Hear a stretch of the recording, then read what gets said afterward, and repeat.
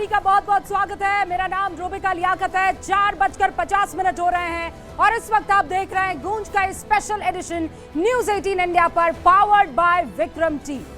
आज राष्ट्रगीत वंदे मातरम की बात करनी है। क्यों? क्योंकि केंद्र सरकार ने वंदे मातरम को लेकर नए दिशा निर्देश जारी कर दिए, नए रूल्स एंड रेगुलेशंस आ चुके हैं। होम मिनिस्ट्री की तरफ से यह आदेश आया है कि अब सरकारी प्रोग्राम्स, स्कूल्स में, दूसरे औपचारिक आयोजनों में वंदे मातरम गाया जाएगा, बजाया जाएगा और इस दौरान हर किसी को खड़े होना होगा, ये अनिवार्य है। राष्ट्रगान में जो होता है वो अब नए नियमों के अनुसार वंदे मातरम में भी होगा, एहतराम के साथ। राष्ट्रगीत के सभी 6 अंतरे अब गाए जाएंगे, जिसकी कुल अवधि बताई जा रही है 3 मिनट 10 सेकेंड। अब तक मूल गीत के पहले 2 स्टैंजास गाए जाते थे। गृह मंत्रालय की तरफ से यह आदेश आया और इसका विरोध शुरू होना था, वो हो गया। जमीयत उलेमाए हिंद के चेयरमैन हैं अरशद मदनी साहिब। उन्होंने कहा वंदे मातरम को अनिवार्य करना संविधान में दी गई धार्मिक स्वतंत्रता, आर्टिकल 25 का वो जिक्र कर रहे हैं, उस पर खुला हमला है। मुसलमान सिर्फ अल्लाह की इबादत करता है, ला शरीका लहू। हम सब बर्दाश्त कर सकते हैं लेकिन अल्लाह के साथ किसी को शरीक करना कभी स्वीकार नहीं कर सकते, ये कह रहे हैं मदनी साहब। All India Muslim personal law board ने फैसले के खिलाफ कोर्ट जाने का मन बना लिया है। AIMIM के नेता शोएब जामे वो एक्स पर पोस्ट करते कहते हैं हमारी गर्दन पर छुरी भी रख दोगे तब भी हम नहीं गाएंगे।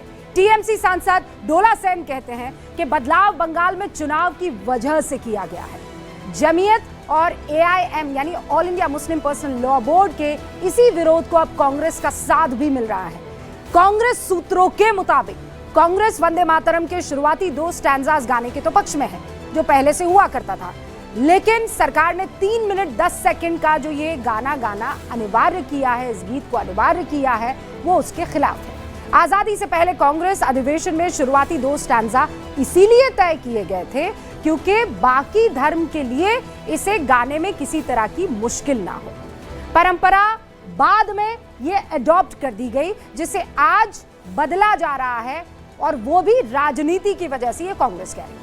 अब सवाल यह है कि 1896 से 1937 तक यानी 41 साल तक जो वंदे मातरम किसी को कम्युनल नहीं लगता था, उससे अचानक परेशानी क्यों हो गई?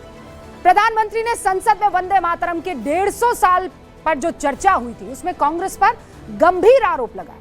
मुस्लिम लीग के दबाव में वंदे मातरम को 2 स्टैंजा तक सीमित किया गया था, याद कीजिए। यानी देश के राष्ट्रगीत, जिसके शब्द कभी आजादी के आंदोलन की पहचान हुआ करते थे, वो सियासत की भेंट चढ़ रहे हैं। बीजेपी विपक्ष पर तुष्टीकरण का आरोप लगा रही है। विपक्ष कह रहा है कि जबरदस्ती थोपा जा रहा है और इसीलिए आज गूंज में सवाल है कि क्या अपनी मातृभूमि की आराधना किसी के धार्मिक मान्यताओं के खिलाफ हो सकती है?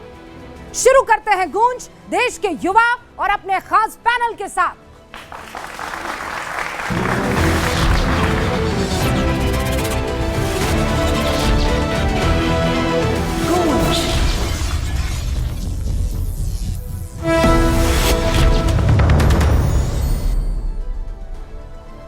सारे खास मेहमान हमारे साथ जुड़ चुके हैं। जोरदार तालियों के साथ स्वागत कीजिए राष्ट्रीय प्रवक्ता भारतीय जनता पार्टी के राजीव जेटली जी।